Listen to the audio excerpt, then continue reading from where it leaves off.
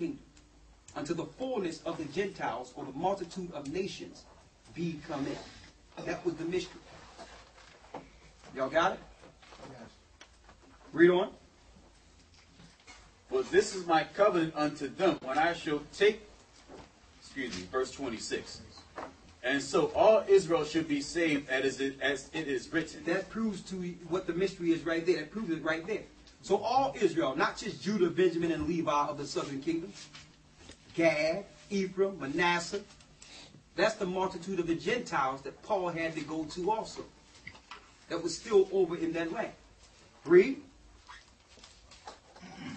There shall come out of Zion the deliverer, and shall turn away ungodliness from Jacob. Go ahead. For this is my covenant unto them, when I shall take away their sins. As concerning the gospel, they are enemies for your sakes. But as touching the election, they are beloved for the Father's sake. They are beloved for the Father's sake. So the Lord is going to gather the 12 tribes back again. That's what Paul was talking about.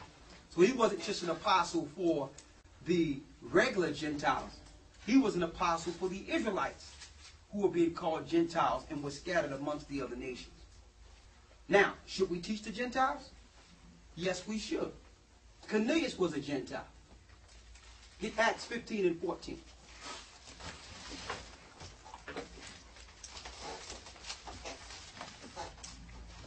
Paul was teaching the Gentiles, even though he caught a lot of flack for it, and we catch flack for it now. You have brothers looking at our videos. Was that an Edomite in the background?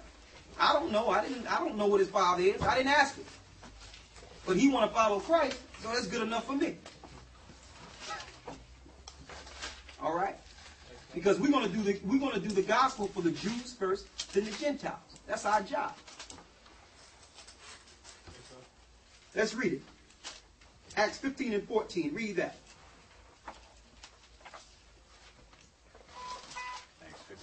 Acts 15 and 14. Read that. Simeon have declared how God at first did visit the Gentiles to take out of them a people for his name. Simeon, that's Simon or Peter, have declared how the Most High did first visit the Gentiles, which was Cornelius, to take out a people for his name. So the Lord visited Cornelius at Joppa first to tell him to listen, go to Peter. Go to Peter, because I'm going to do something here. And then he sent Peter a vision where even Peter himself refused the vision 3 times while he was asleep.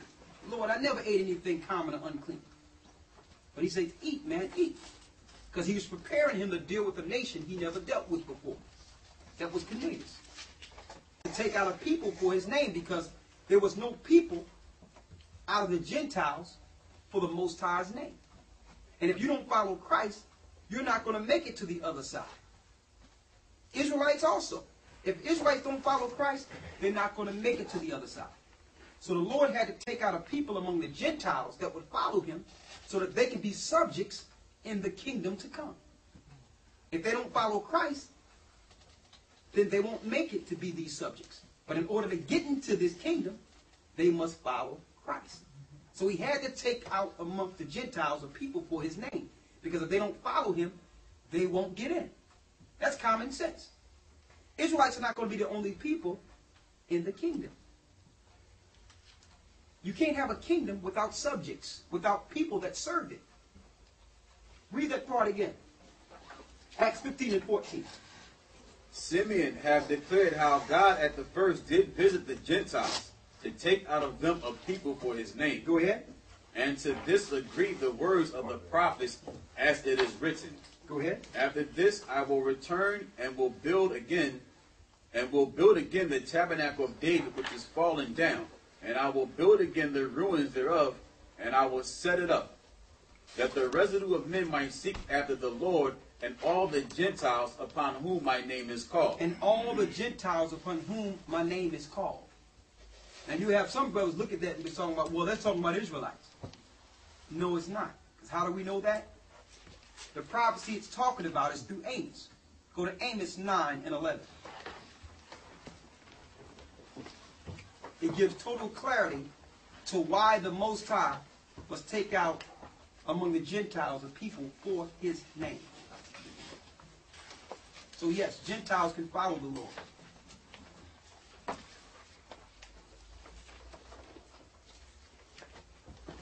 Read that. In that day will I raise up the tabernacle of David that is fallen, and close up the breaches thereof. The Lord says he will do what? Read that part again. In that day will I raise up the tabernacle of David that is fallen, and close up the breaches thereof. So through Christ, that tabernacle will be raised again. The tabernacle of David, because Christ will sit on David's throne. Read on.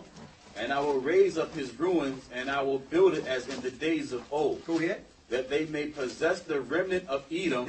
They shall possess the remnant of who? The remnant of Edom. The remnant of Edom. Read on. And of all the heathen which are called by my name. And all the heathen which are Gentiles, which are called by the Lord's name. So the Lord had to put the Spirit on Cornelius and the Gentiles to follow him to fulfill this prophecy, so that there'll be Gentiles serving in the kingdom. That's common sense.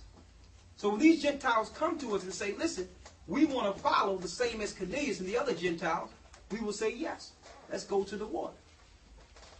Yes. No, you don't got to bow down to us. You don't have to listen. The Lord says not to call any man common or unclean. That's what happened when Peter and Cornelius met each other. Cornelius knew that he was a child of the Most High that was chosen. He knew he was a follower of Christ. So when Cornelius seen him, he tried to bow to him. And Peter said, no, man, get up and stand on your feet, man. Stand on your feet. The Lord showed me in that vision not to call any man common or unclean.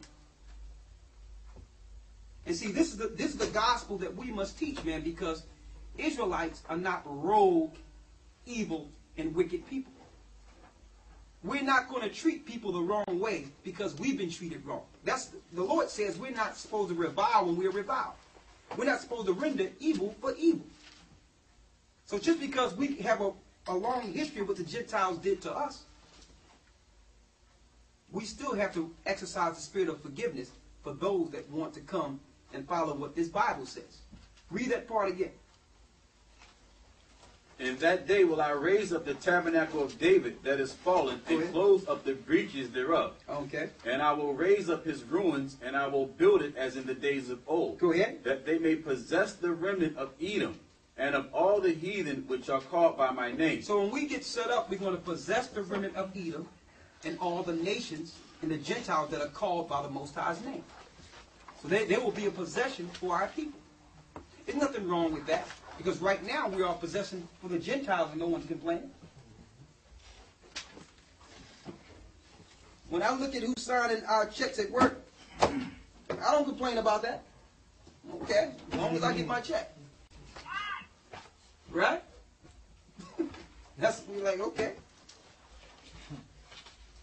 So, and this is what I don't understand. That lets you know that we're in a slave mentality. Why the only people that we can accept serving is us. We can't even fathom other people serving. So the Bible tells you we have to deal with this in righteousness. Because if we reject the Gentiles, we're rejecting the same people the Lord is calling to serve in the kingdom of heaven. Right? So we don't have to put the same barriers or the same restraints on them that we put on Israelites. The Lord tells us when the Gentiles come through, there's just a few things they have to know. Go to Acts 2 and 17. Acts 21 and 17.